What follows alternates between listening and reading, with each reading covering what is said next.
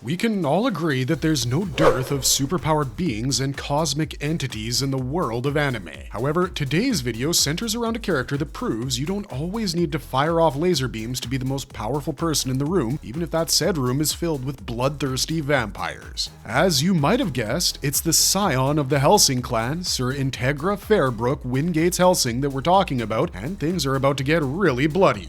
Sir Integral Hellsing's early years. Her origin story. It's not often that a 22-year-old woman finds herself at the head of a paranormal organization in charge of protecting an entire nation. But, as we already told you, Integra is an exception. But to truly understand how she came to wield so much power and influence in a world that's literally infested with monsters, we'll first have to head back to the beginning. As you can probably guess, Integral Hellsing is actually the titular character of this vampire saga. It's been confirmed that she's a direct descendant of the legendary Professor Van Helsing, the first man to ever defeat the elusive Count Dracula. Kota Hirano, Helsing's creator, revealed that he wanted Integra to be the most humane character in the series despite being a clear anti-hero. Though Integra exhibits unwavering integrity and morality in almost all situations, she can be terrifyingly merciless in the face of her enemies. Because Hirano always saw humans defeating the monsters as the main focus of his story, it makes sense that we've never seen Integra defeated across the entire saga. Integra, a fearless leader with an indomitable spirit, can often come across as intimidating. Even as a child, she was domineering enough to bend seasoned war veterans to her will. Her confidence as a leader only increased when she befriended her servant Alard, and together, the duo struck terror into the heart of every rogue vampire in England. Integra's composed nature allows her to react rationally, even in the most terrifying of circumstances. This young girl's control over her emotions would make even Marcus Aurelius proud, and that's not even an exaggeration. She was just a child when she inherited the position of the Bureau Director of the Hellsing Organization after the death of her father, Arthur Hellsing. This transition, however, was far from peaceful, as Integra's uncle, Richard Hellsing, tried to usurp her chair. Fortunately, her loyal servant Alard succeeded in protecting the rightful heir, and since then, she's been responsible for protecting England against its supernatural foes. Integra has been depicted as an individual with creamy brown skin and blonde hair. Her slight stature and lean build allow her to appear awkwardly tall at times, but she still seems like a badass. In most of her appearances, she's been shown wearing a dark green blazer and dress pants over a white button shirt. Her most remarkable accessories, however, have to be the circular glasses and red cravat. Interestingly, this cravat was golden in her early color appearance, however, it changed into red over time. Integra is also extremely fond of cigars, to the point that even a full-fledged battle can't stop her from lighting one up. The character's quiet strength is portrayed brilliantly by the Japanese voice artist Yoshiko Sakakibara. In the English dub, Integra is portrayed by Victoria Hardwood. The history of Sir Integral Hellsing. Families are always complicated, but nothing gets more challenging than inheriting a centuries-old vampire hunting organization at the ripe old age of 13. To be honest, this sounds like a recipe for disaster, but somehow the amazing Integra just makes it work. Though Arthur Hellsing passed away when his daughter was still a child, the former director diligently passed on all the trade secrets to her from a very early age. This allowed Integra to gain a deep understanding of both vampires and the political landscape of England. Arthur even tried to recruit his brother Richard as her aide, but as we already told you, that didn't really turn out as planned. The moment Integra was entrusted with their family's mission to lead the Royal Protestant Knights, Richard gave in to the jealousy that has been brewing inside of him for quite some time. Acting upon his worst instincts, Richard planned an assassination attempt, which Integra managed to escape. Cornered and alone, the young director of the Hellsing Organization made her way to a secret dungeon in the mansion's sublevels where, according to her father, she would find salvation. However, it wasn't a hero that lay inside that dungeon, but the greatest horror mankind had ever witnessed. Just as Integra stumbled upon an old dried-out corpse, her traitorous uncle caught up to her. Richard's bullet pierced through Integra's shoulder, splattering blood all across the dungeon. And then, the corpse began to move. Turns out that the dried-out body actually belonged to a vampire that Arthur Hellsing had captured some 20 years ago. The skeletal figure awoke and licked off some of Integra's blood. It took the mysterious figure only a moment to be completely rejuvenated, following which it easily killed off all of Richard's men. This is the moment we're all introduced to Alard, Hellsing's greatest weapon and Integra's most trusted servant.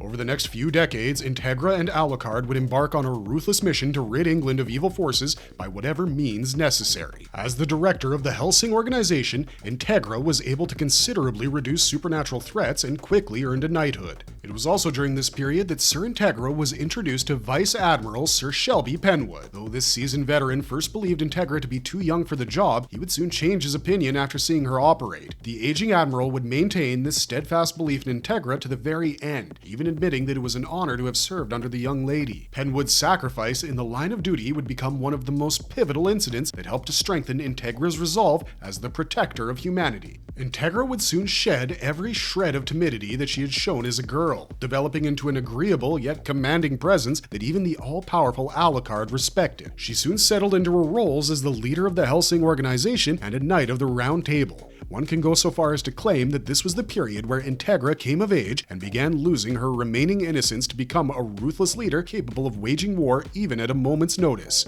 The leader of the Nazi group Millennium, the Major, even recognized her transition from a Fraulein into the most dangerous enemy he had ever fought. When your greatest enemy says something like that, you have to take it as a compliment. Due to the threat posed by Integra to Millennium's plans, the Major actually called her up to his Zeppelin for a final confrontation during the invasion of London. Integra made it onto the Zeppelin along with Saras. Here, the two fierce women slaughtered the Millennium's remaining forces until the captain was forced to intervene. The menacing werewolf was successful in splitting Integra from Saras, which left the director of Hellsing to go after the Major herself. Inside the Zeppelin, she would find the Major behind an almost indestructible glass dome. Meanwhile, Alard disappeared after winning the battle on the ground due to Schrodinger's clever plan. Just as things seem lost, Saras defeats the captain and meets up with Saras. A single blow from Saras's cannon is enough to shatter the Major's glass dome, revealing that Millennium's leader is actually a cyborg. Following this, we're treated to a pretty poignant debate on humanity between the Major and Integra, where the Major claims to embody true humanity despite his artificial body. Ultimately, the duo will shoot each other down. Integra would end up losing an eye, while the Major would be killed by Integra's attack. While on the Zeppelin, Saras and Integra would also share a quiet moment after coming to terms with Walter's betrayal and eventual passing. Despite the heavy losses, the battle would be won. The saga then skips ahead 30 years and we see Integra as a 52-year-old woman having a fencing match against Penwood's descendant. This is when Iscariot's new leader, Maquive, would decide to make his appearance. We're also introduced to Iscariot's new regenerator, the successor to the terrifying Alexander Anderson, Heinkel Wolf. This brief encounter makes it evident that despite the peace, things are never really going to be fine between Iscariot and Hellsing. However, that evening, when Sir Integral Hellsing goes to bed, something really strange happens. She's awakened by a face that she hasn't seen in 30 years. It's Alard, who has finally managed to transcend Schrodinger's metaphysical trickery and make it back to reality. In a strangely nostalgic move, Integra would offer her loyal servant her blood once more to mark their reunion. Well, I guess you can call that a happy ending. Sir Integra's intricate relationships. Seeing that Integra comes from one of the most distinguished families in all of England, it's only natural that they played a major part in her development as a character. The first patriarch of their family, Abraham van Helsing, was a Dutch metaphysician and a philosopher who also made an appearance in the original Dracula novel by Bram Stoker. It's also believed that Integra's mother was of Indian origin, though we never really see her in the entire saga. Due to her unique lineage, Integra's childhood was far from normal, and this kept her from making friends like a normal kid. However, she would find many allies and acquaintances along the way. Alucard! Integra's connection with Alucard transcends reality. Arthur had always meant for Alucard to be a loyal servant to his daughter, but even the former director had no clue how deep this bond would go.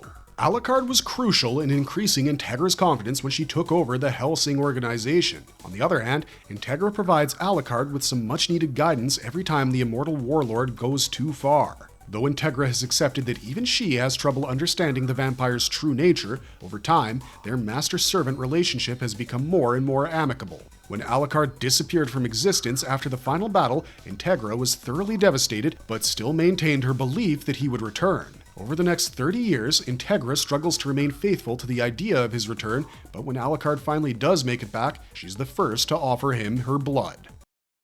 Saras Victoria. When Integra first met Saras, she was extremely outraged at the idea of turning an innocent human into a vampire. However, she would allow the young Saras to find a place in the Hellsing Organization. Over time, the two women would develop a strong friendship, with Integra even helping Saras to grow beyond her vampiric instincts. Just a single embrace from Integra was enough to help Saras snap out of her murderous rage, and it's clear that the duo places an incredible amount of trust in each other. At one point, Integra even allowed Saras to drink her blood, completely sure that she would do her no harm. Despite Integra's general dislike of vampires, she completely trusts Saras' self-control, judgment, and integrity. During the 30-year transitional period after the war, the bond between Saras and Integra grew even stronger, with the young vampire becoming the director's closest aide, just like her master was before his disappearance.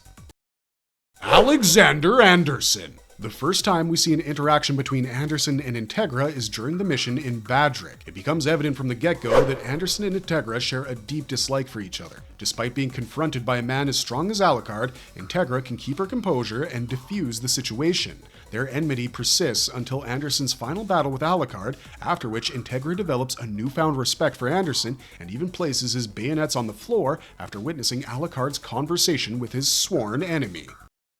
Walter C. Dornes. Walter was essentially the Hellsing family's most trusted servant right until he betrayed the entire cause.